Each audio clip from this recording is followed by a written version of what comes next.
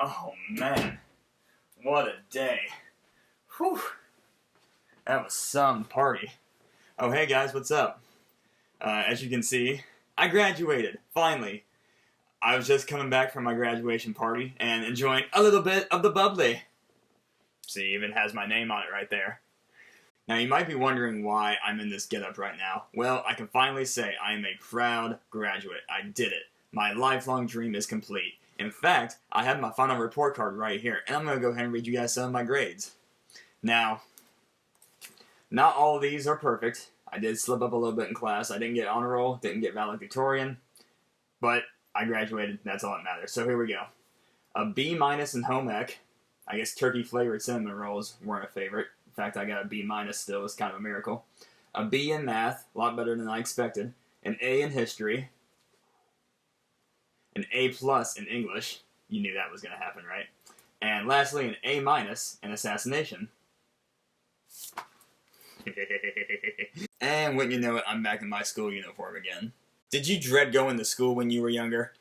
Yeah, so did I. But there's a very good reason for that. And that reason is because we did not attend Class 3E of one of Japan's finest learning establishments, Kunigigaoka Junior High. The hierarchy of Kunigigaoka is simple. The kids with the best grades and highest potential get sent to the A class. They are the future politicians, scientists, educators, etc. of society. Meanwhile, the kids with the worst grades or the wildest behavioral issues get sent down to Class 3E, notoriously called the N class. This class is made specifically for the lowlifes and rejects of society. They are the future burger flippers and toilet scrubbers of the world, and they will have no authority over their career in the future. Meanwhile, everyone else in between A and E classes are placed in the class either B, C, or D. But a couple weeks into the new school year, when the E-class students are on the brink of destitution and hopelessness, a gleam of hope arrives in the form of a giant, yellow, tentacled octopus. And no, this giant yellow octopus is not the subject of a dissection during the science class. No, he is the E-class's new teacher. You heard that right. The guy with the giant emoji for a head with a permanent smiley face is the new teacher of Kunigigaoka's E-class. Now the big question here is why? Why is the giant yellow octopus going to teach a classroom of 30 students? Well, he's not just a guy that's cosplaying for fun. No. He is a mutated atrocity that blew up 70% of the moon to make it a permanent crescent shape, and in a calendar year's time is going to do the same thing to the Earth. And unless the students of E-class kill him, well, the Earth is going to blow up, and everyone on the planet is going to die. And now the lovable rejects of E-class, who are sent to a decrepit school building on a mountaintop every single day to learn, because the administration at Kunigigaoka, led by one Principal Asano, is so ashamed to be associated with them that they are essentially banished from the main campus due to their academic ineptitude. Now they have a glimmer of hope, and sometimes that glimmer is all you need. I am fully aware that when I describe the synopsis as I just did, the story sounds as wacky and dumb as Santa Claus being a hitman, but I assure you, it is well worth your time to watch. A government agent named Karasuma enters the E-class one day to inform them of what's about to happen, that a giant yellow octopus responsible for blowing up 70% of the frickin' moon is coming to teach their class for the remainder of the school year, and the students are in charge of killing him by the end of that school year, because by March in the upcoming year, if they are unsuccessful in assassinating him, the Earth is going to explode, and everyone's going to die. Jeez, and I thought studying for calculus exams was pressure-packed. The reward for successfully assassinating their giant yellow octopus of a teacher is 10 billion yen, which, when converted to US dollars, is $95,520,152.07. So yeah, pretty easy to see why these kids are motivated to kill their teacher. But there's a reason why the bounty on this guy's head is so enormous, and that's because he's really tough to kill. He moves at Mach 20, which is faster than the speed of light. He is immune to bullets and blades that humans are susceptible to. And this isn't just a classroom designed to kill their teacher. It's a regular school. They still have to learn, improve their grades, study, take tests and exams, etc.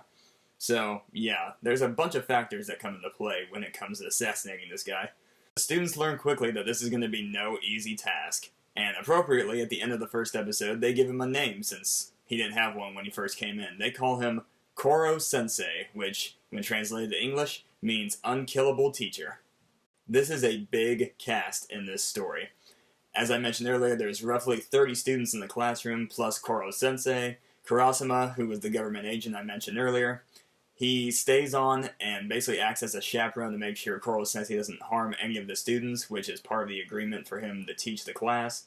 Kurasama is also the class's PE teacher and trains them on how to use these green plastic knives that only can harm Koro-sensei and no one else, and also to use these kind of like BB guns, BB pistols that shoot out purple pellets that can only harm Koro-sensei and no one else, and those are the only two weapons that can actually kill him. There's also a few other assassins that come in and try and kill Koro-sensei, so they get the bounty.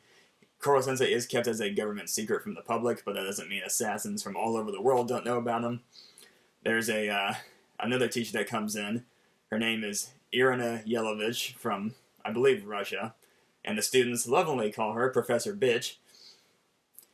There's also a few other assassins that, over the course of the episodes, they start coming in and trying to kill Koro-sensei, just so they can claim the bounty, and also a bunch of other people that come in. I mean, like I said, this is a huge class. There's also students from other classes, like the A and B classes, the principal also that I mentioned earlier, and yeah, it's a huge class, and there's not a whole lot of episodes, so some of the characters, in terms of their character development, they do get lost in the shuffle, so to speak. Now, the three main students in this show, which are given the moniker by some RGB, because their hair colors are red, green, and blue, are Nagisa Shiota, Kaede Kayano, and Karma Akabane.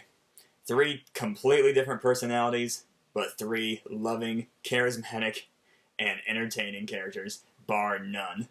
And even though there is such a monstrous cast of characters in this show, and not a ton of episodes to utilize them all, the show still does a magnificent job at developing the characters that they do have a chance to shine a light on and give them a backstory. And even the characters that don't get a backstory or a light shown on them for very long, even they have enough personality quirks and the limited amount of screen time they have to distinguish themselves from the rest of the cast. Emo girl, bike geek, manga nerd, perverted gentleman, and the list goes on. One thing I do find funny about this show and its characters is that one of the characters, whose name is Shiro, who is dressed in all white and disturbingly looks very similar to a clan member, and who is also the guardian of one of these students who, during the first season, sporadically appears and tries to kill Koro-sensei. His name is Shiro, he dresses in all white, and the Japanese translation of Shiro to English is white. So the guy who dresses in all white is literally named White. The show has a very strange sense of humor. One teensy tiny little nitpick I do have about the character development involves Ritsu.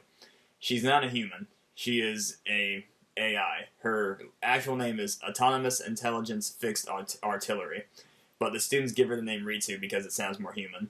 In the beginning, she is kind of like a robot, has no personality, and is just kind of like a killing machine that just sprays thousands and tens of thousands of BBs during class to try and kill Koro-sensei. And Koro-sensei rewires her to give her a personality and human traits and so forth. And they do spend an entire episode pretty much dedicated to her development, and I do appreciate that, and they do a great job at it. But after she transitions from a versatile killing machine to a sweethearted classmate, all she's really used for is kind of like a Deus Ex Machina to get the students out of a pickle when they do find themselves in one. She completes impossible tasks that the students couldn't do on their own, such as hacking, gaining highly classified intel, etc. So that is one little nitpick I do have about the character development, but again, that's me reaching. For a show that goes 2 seasons with a combined 47 episodes and about 100 or so characters, and I'm not exaggerating when I say that, they do a phenomenal job with the character development. Phenomenal job. As for the writing and the adaptation from manga to anime, the anime does a superb job with remaining respectful to its source material. They did a great job adapting this thing. And the writing, while the story is quirky and has a ton of lighthearted moments for the most part, the writing can be honestly quite superb and impressive. The manner in which the show can transition from hilarious comedy that legitimately leaves you on the floor laughing uncontrollably to emotional heartstrings that can just ache at you and make you cry is sensational. I will provide an example of the superb writing without giving away any spoilers. For example, Kayano's heel turn, per se. Won't go into any more details besides that, But her transition from her original character that we grew up and we adored and loved and to what she became, holy crap, that was completely unexpected, and I was legitimately impressed that the show could pull something off that surprising and that effective. And then to go from that to essentially, there's a few things in between, but to go from Kayano's heel turn to Koro Sensei's backstory, phenomenal. Phenomenal transitioning. One of the things about the writing that I do take a little bit of an issue with is the amount of excessive dialogue and inner monologuing during fight scenes. I don't think it's necessary. I just thought that during the fight scene, most of the time, what was happening on screen was more than enough for the audience to understand what was happening. For example, a guy gets knocked out, so to speak, whether it's by a punch, whether it's he gets a wad of gas blown in his face and he goes unconscious, something like that. We would get him falling in slow motion, and we would also get like his inner monologuing or him talking right before he drifts into unconsciousness. And I just didn't think that was necessary most of the time. I thought what happened on screen did a good enough job of conveying what was happening to the audience. But even that, I don't think that's an Assassination Classroom problem per se. I think that's more of just an anime problem in general, because this is far from the only anime I've seen that has that happen with where there's a lot of talking and a lot of inner monologuing during a fight scene. So I just think that's more of an anime problem than just an Assassination Classroom problem. I mentioned in my Steins Gate review a little while back that that show originally began as lighthearted and comedic, and then with one big change, it went to completely serious and emotional. Assassination Classroom does not do that in the fact that it doesn't take one massive event to change the entire story's complexion. But what it does do is take a bunch of small occurrences and gradually stack them atop one another until the show reaches its overall climax, meaning that the students' deed that they set out at the beginning of the school year, it must now be completed. It is finally time. And with that, they say, bye-bye yesterday. And now it is the inevitable time. We are dealing with a show that has Classroom in its name, and now it's time for me to hand out my final grade. This show gets a definite A+ for me. I think it's a masterpiece. It is definitely my top 5 favorite anime of all time, and I cannot recommend it highly enough. You might not like the show as much as I do, and that's fine, but I highly recommend you at least give it a shot. The characters are splendid, the story is fabulous, the humor, for the most part, is great, and like I said, the way it transitions from humor to serious, it's difficult to pull off. Not many people know how difficult it is to go from lightheartedness to completely serious. It's a tough transition. Assassination Classroom is one of the best stories I've ever seen handling that transition. So I highly recommend you watch it, and by the time you're finished, you too will have graduated from the Assassination Classroom. Thank you for watching.